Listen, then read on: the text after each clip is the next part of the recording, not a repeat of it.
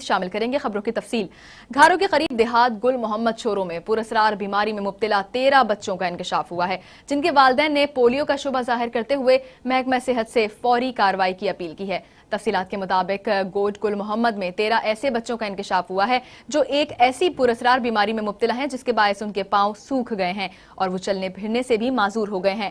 بچوں کی عمریں 3 سال سے 7 سال کے درمیان ہیں، جو پاؤں کے مڑ جانے کے باعث عام بچوں کی طرح سے نہیں چل پاتے۔ اس پراسرار بیماری کے باعث علاقہ مکین بھی سخت خوف میں مبتلا ہیں۔ بچوں کی معذوری سے ان کے والدین سخت پریشان ہیں۔ غربت اور مفلسی کی زندگی گزارتے یہ افراد اپنے بچوں کو اس حالت میں دیکھ کر انتہائی افسردہ ہیں۔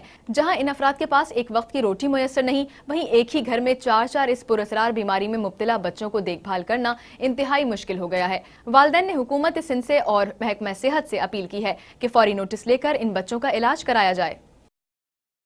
اور آپ کو بتائیں کہ ضیاء الدین یونیورسٹی ہسپتال نارتھ کیمپس میں تھیلیسیمیا کے حوالے سے منعقدہ ورکشاپ سے خطاب کرتے ہوئے مقررین کا کہنا تھا کہ ہر شخص کو شادی سے پہلے تھیلیسیمیا کا ٹیسٹ لازمی طور پر کروانا چاہیے۔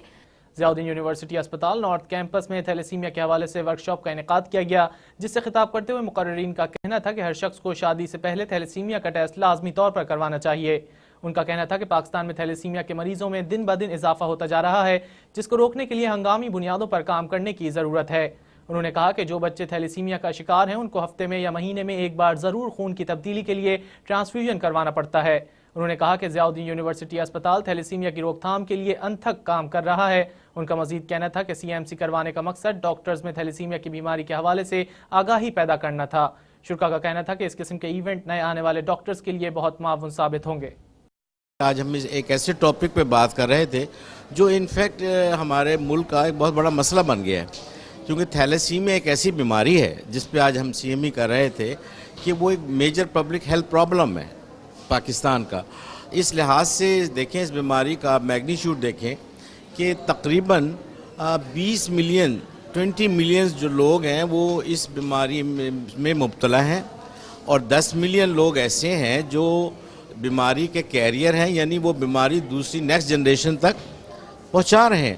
تھیلیسیمیا ہمارے ملک میں کافی کامن بیماری ہے، خاص طور پر تھیلیسیمیا ٹریٹ، جس میں پیشنٹ بالکل صحت مند ہوتا ہے، اسے کوئی تکلیف بھی نہیں ہوتی اور اس کو خون کی ضرورت بھی نہیں پڑتی، لیکن اس میں ایک ٹریٹ ہوتا ہے مائنر تھیلیسیمیا مائنر۔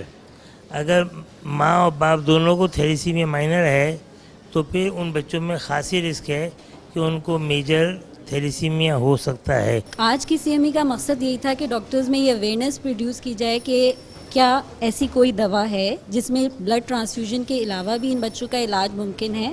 تو صرف تشخیص ضروری نہیں ہے، آگے جا کر ان کی جینیٹک ٹیسٹنگ بھی ہونی چاہیے تاکہ ایسی دوائیں اب آ چکی ہیں، پاکستان میں ریسرچ ہوئی ہیں اور وہ کافی 30 سے 40% لوگوں میں افیکٹو بھی ہیں۔ لائف اسپین بڑھ جاتا ہے، برڈن کم ہو جائے گا، ٹرانسفیوژنز کم ہو جائیں گی، اور ان کی جو ہے کوالٹی آف لائف، صرف لائف اسپین نہیں بڑھے گا بلکہ کوالٹی آف لائف بہت امپروو ہو سکتی ہے۔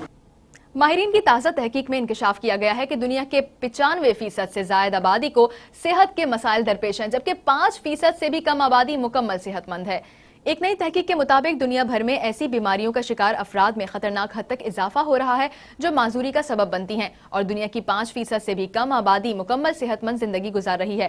The global burden of disease study کے عنوان سے کی گئی تحقیق کے دوران ماہرین نے 23 برسوں کے دوران دنیا بھر کے 188 ممالک میں لوگوں کو درپیش بیماریوں اور زخموں سے متعلق اعداد و شمار حاصل کیے۔ تحقیق میں کہا گیا ہے کہ دنیا بھر میں معذوری کا سبب بننے والی بیماریوں کا شکار افراد میں خطرناک حد تک اضافہ ہو رہا ہے۔ تحقیق میں کہا گیا ہے کہ دنیا بھر میں بیشتر معذوریوں کا سبب جوڑوں، کمر اور گردن کا درد، نفسیاتی مسائل اور ذہنی دباؤ ہے۔ دنیا کے 2 ارب 30 کروڑ افراد ایسی متعدد بیماریوں کا شکار ہیں جو موت کا باعث تو نہیں بنتی لیکن معذوری کو جنم دیتی ہیں۔ دنیا کا ہر معمر شخص ایسی 5 بیماریوں میں مبتلا ہے جن سے ان کی زندگی کو تو کوئی خطرہ لاحق نہیں، لیکن وہ معذوری اور محرومی کا شکار ہو سکتے ہیں۔ سندھ گورنمنٹ لیاری جنرل ہسپتال میں 5 ایمبولینسز موجود ہیں، لیکن مریضوں کو ایک اسپتال سے دوسرے اسپتال پہنچانے کی سہولت میسر نہیں ہے، جس کی شکایت مریضوں نے اعلیٰ افسران کو بھی کی لیکن کوئی سنوائی نہیں ہوئی۔